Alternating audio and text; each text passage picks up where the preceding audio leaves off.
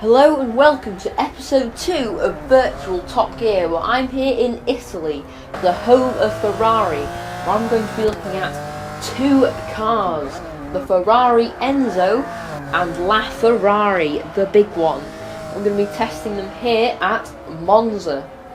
Now the car you can see is the Ferrari Enzo, the older of the two cars. This car was made in 2002. So it's actually quite old in the kind of motoring world, but it doesn't look it. It looks very, very modern. And when this car was when it was made, it was groundbreaking. So obviously it was made with Formula 1 technology using carbon fibre, sort of Formula 1 kind of systems, the way the car handled and that kind of thing. So the Ferrari Enzo has an F140B V12 engine, which produces 650 horsepower. Now it is a mid-engine, rear-wheel drive supercar, so obviously you can slide around corners and be a bit crazy with it. Now with that kind of horsepower and how much it weighs, this car actually weighs 3,086 pounds, so it is quite a heavy car, I suppose, but it still goes pretty quickly. At its top speed, the Ferrari Enzo will be doing 218 miles an hour. Providing it was made in 2002, that is a seriously quick car. Like, let's just think back to the last episode where we looked at the McLaren P1. That is the same top speed as that. The P1 is supposed to be competing with La Ferrari, which is the new one. Never mind this, which is the predecessor to the La Ferrari. Now obviously, being a supercar, being all quick and everything, this car is very expensive, which also means it's popular with Premier League footballers, or it was obviously when it was first made. Of course, these cars are collector's items now. You can't buy them. You cannot buy them new anymore, obviously. So this Ferrari Enzo is, you would think, it's old. It might have gone down in price. It might have gone up. You don't know. You would think it wouldn't be too expensive, but you would be wrong, because this Ferrari is called the Enzo Ferrari. Now Enzo Ferrari was the name of the founder of Ferrari, which means this is another kind of special edition Ferrari. It was made in his honour, so it is a very, very special car. So you would think it would be quite expensive. But how expensive are we thinking here? Well, we're thinking quite expensive, you see. This car, if you want, this is pre-owned obviously, because you can't buy new. If you wanted to go and buy this car from somebody, it would probably cost you roughly £3 million. Now that is very, very, very, very expensive. That is just mind-blowingly expensive. You see, these cars are just so rare purely because of the price, especially now. Providing it's quite an old car, it was obviously when it was first released, I wasn't born, so it's quite old for me, sort of thing. So maybe if you're a billionaire, this car might appeal to you. Personally, again, as I said with the P1, if I had the money, which obviously I don't, would I go out and buy a Ferrari Enzo? And the simple answer is no, I would not. Mainly because it's not really my kind of time. it was, obviously, like I said, it was released before I was born, so I don't know, it just doesn't really appeal to me. I know it's a very, very nice looking car, and it was made, what? I don't know what's about here. But this car handles pretty well. It's maybe slightly understeery, slightly heavy, so it's probably not the best car to go round a track, but I can see why it would definitely appeal to lots and lots of people. But to be honest, it doesn't really, it doesn't jump out at me like I want one of those. I prefer more modern cars, obviously, because that's more my era, so I wouldn't spend the money, especially £3 million on these. I would not go out and buy it, because I think even if I did buy it, I'd never say drive it, because I wouldn't want to damage it. Finding this car just cost me £3 million.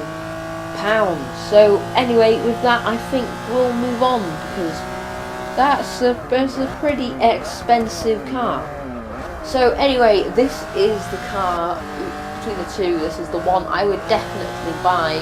This is the Ferrari. This is the big one. This is the new one.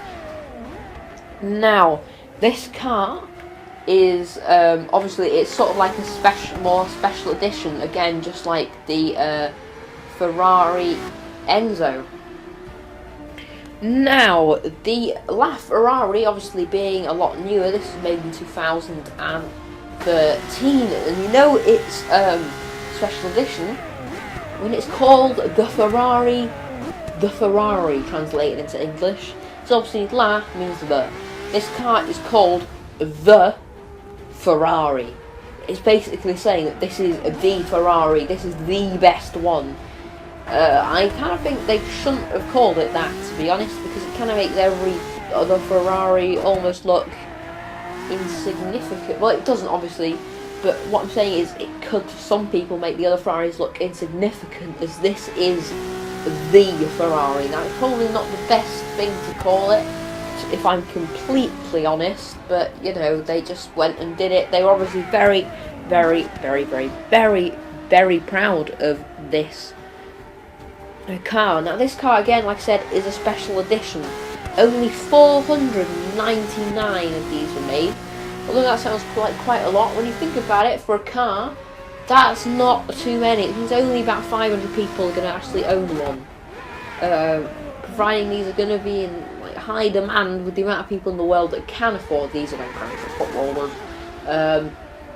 Quite a lot of people are going to want one of these, and I'm pretty sure, as I'm making this, there are none left. You'd have to buy it again, like the Enzo pre-owned, because they're all gone. Somebody has bought every single one is gone and been bought by somebody. So you'd have to go out and buy one off somebody else. Now let's talk about the performance of this car. Now it has a 6.3 litre F140 FE V12 engine. So again, like the Enzo, it has a V12. I don't exactly know what all these numbers mean, because I'm not exactly up with the numbers. I know like there's litres and all that. But I'm guessing it has more letters, which it means it's better, because it's 6.3 litre, which is obviously makes it pretty quick compared to the 3.8 litre V12, which was in the P1. I'm pretty sure it was a 3.8 litre. But as well as the massive engine, it also has an electric motor, which means just like the P1, it's a hybrid. Obviously, the future, again, been on about this, the environmental wombles, all this. It's more environmentally friendly. Or you would think that, until Ferrari came out and said, we're not interested in making electric cars. They just came out and said, we're not interested. We just literally wanted to put the electric motor in to make our car go faster. So, like, all the car companies are going down this environmental route, trying to save the environment. Ferrari come out like, no, we just want to make it faster, really. You see, yeah, so that is not really I wouldn't have gone out and said that, to be honest, but just forget about that. That doesn't matter. This car is just stunning. Visually, it just looks amazing. It's quite a wide car. Obviously, the wing mirrors stick out quite a lot, just so they can kind of look around the back of the car. See, the only thing, visually, this car is amazing. Personally, I don't think it looks as good as the P1, because the P1 is my favourite of the big the big three, the Ferrari, the P1, and the 918, Porsche 918. Visually, this car again is stunning, obviously with the big air vents, behind the doors, and the bumper, that kind of thing. My only problem is the back. It just doesn't work for me. It kind of looks like it's off a different car. It just doesn't. I don't really like the way it looks. I know it's got some sort of rear kind of spoiler. I'm fine with that. It's just the way the back has like the massive vents in it. I know some people kind of like that. I don't. I would prefer it if it had more of like a closed-in back end, more of like made out of bodywork rather than kind of like black kind of venty bits. I definitely prefer it if it wasn't like that. But still, this car is still visually stunning. And again, going around the track, as you can see, this car is just, well, it's just amazing. It does, if I'm honest, around the track, this is better than the P1. It's easier to drive. It's a lot more consistent kind of thing. It's not really too understeery. You can get the power down pretty easily. I am actually turn traction control off, so that's how I'm driving right now. I'm driving without traction control. I'm not got that on, which I did on the P1. But obviously, when I properly wanted to go fast, I did turn it back on because I do believe it helps with the traction. Rather than just spinning the wheels, it allows you to get off a lot quicker, so I do use that while doing hot lap. But this car is obviously mid-engine, rear-wheel drive, hypercar. Now that's the thing, the Ferrari Enzo was a supercar. This is a hypercar, which is a difference. It shows that these cars are coming along, they're getting much better. See, hypercar, which is obviously better than supercar. The P1 is also a hypercar. I did say it was a supercar, but I'm sorry about that. It is actually a hypercar. I am sort of comparing three cars here. I'm comparing the P1 with it as well. So I'm kind of doing a three-way comparison here as well, slightly. But well, the more you can compare it to, the better it is, I suppose. Definitely shows it can compete with the competition. But around the track, this car is better than the Enzo. It does handle very, very well. You can do definitely a lot better with this car. The other thing is, it is very wide. Obviously, you have your problems again, like I said, with the P1. It's quite wide. I think it's actually wider than the P1 and also heavier. Obviously, the wing mirrors stick out quite a bit, which can be inconvenient. And again, it has the gull wing doors. So obviously, you don't want to be parking next to a curve, otherwise your door's just going to, yeah, it's not going to go well, and it's going to be expensive, so you don't really want to do that. So here's the thing, £1 million is a lot of money. It's more expensive than the P1, not as expensive as the Ferrari Enzo, which is £3 million. This is only £1 million. To be honest, would I go out and buy one of these if I had the money? Let's think about this. Providing I could buy any other car on the market for a similar price, I would definitely buy this car rather than the Enzo, even if I had the money to buy the Enzo. But if I could buy this car or any other car, which one would I buy? I would buy the P1, to be honest. As I said, P1 is my favourite. I'm being slightly biased because I definitely buy the P1 because I think it's better looking. Because if I'm completely honest, you're not going to go around the track every day and say, oh look, this car's faster, I'll get this one round the track. So I'm not going to go and drive it around the track. I'm going to be driving it on the roads, you see, simple as. And I think the P1 is nicer looking and that kind of thing. So I definitely go out and buy the P1. but that would be my personal opinion. Obviously, there's lots of people who love Ferraris, obviously from Italian. I'm English, which kind of makes me biased even more towards P1, obviously, because it's English. But this is the Ferrari. Yeah, it's just amazing. So, yeah, this car is stunning. If I had the money, I would definitely buy it. But again, I don't.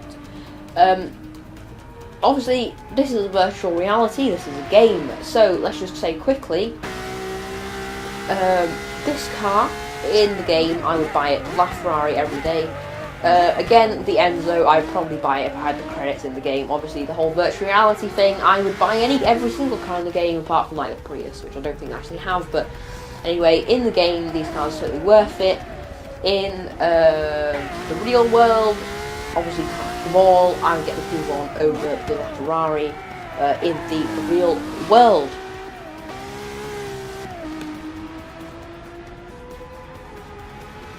So after I'd come back from Italy and obviously returned to England after testing the cars round Monza, I brought them back with me because I knew there was still one more test that they needed to face, and that was to give them a lap round our track. And the only way we're going to do that is by handing them over to our tamed racing driver. Some say he was the government's first and only attempt at creating the Empire's first fully functional bionic man. Only the budget was cut down to £4.20 and a sixpence. And that his left knee isn't talking to his right because it likes Tony Blair. All we know is he's called the Stig, so let's look at the lap.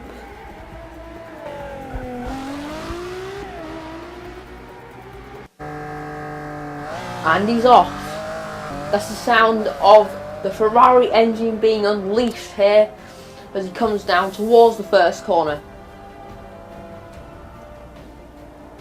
Coming in at immense speed, slightly twitchy on the braking. Coming in slightly wide, a bit of tyre smoke there. Using all the track up, just trying to get as much speed as he can through here as he come into Chicago here. Wide coming into the corner, tight on the exit. Bit unusual, but it seems to work as he's able to get good traction off the corner as he brakes hard down here into Hammerhead. And nice and tight round here, putting the power down as soon as he can, just to get out of the corner. Lifting off, lifting off and then coming back on it, not able to go flat as he comes out there. But here we go through the follow through now. Just goes flying past the tyres here, flat out there, no problems. As he come down towards Gambon now.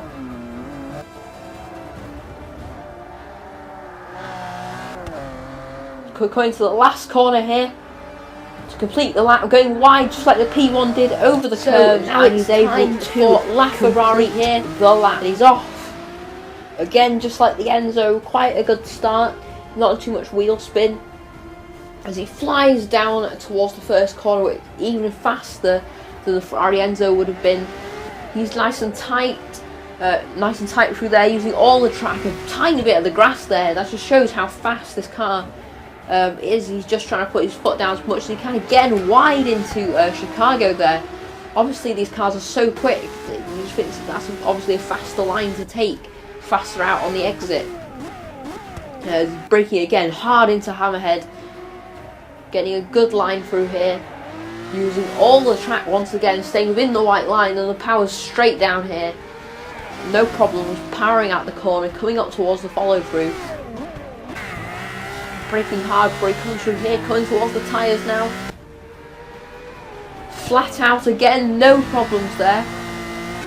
Really pushing this car now. He's coming down to Gambon. Braking in, cutting it nicely. As he comes down to the final corner here. Not going wide and across the line. Very nice and controlled there. So, the lap times. So, the Ferrari Enzo did it in a time of 1:17.569, which puts it into second place behind the P1, obviously, because the P1 is the only other car we've had round here. But that second place will be short-lived, because the Ferrari did it in a blistering time of 1 minute 12.354, which puts it ahead of the McLaren P1. Now, I did say that this car around the track is probably faster than the P1, and that's because it just is. It handles a lot better around the track. It's nowhere near as understeery. The brakes are better. It's just all around the track. It is a better car. So 3 cars, 3 successful laps. We now have 3 laps on the board. The Ferrari is the fastest, then the McLaren P1, and then the Ferrari Enzo. Now, I did say the P1 would be tough to beat, but it turns out not really. I wasn't really expecting to have the Ferrari on the show so quickly after the P1, but I just thought, because like this, the first episode got more views than I was expecting it to, so I just wanted to deliver sort of a better episode with another very, very fast car. So that is what I have done. So anyway, guys, I hope you have enjoyed this video. Subscribe for more. Subscribe and like, share, all that good stuff. Please subscribe if you are new. And anyway, guys, I've been Tom, and I will see you all later.